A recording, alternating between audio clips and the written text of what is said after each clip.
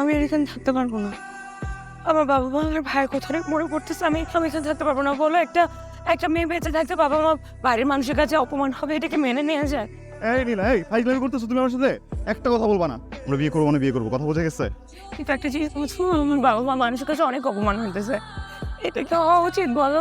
উচিত না। আমি বিয়ে করবো, আমি বিয়ে করবো, কিন্তু আমাকে মাফ করে দাও, আমি এসে যাবো। রাত কাটানোর জন্য আসছিলা?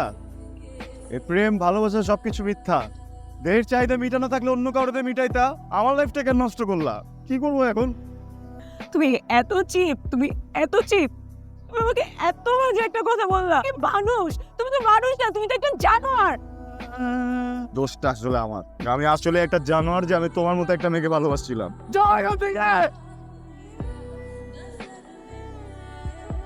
তুমি নিবো কেন যাও?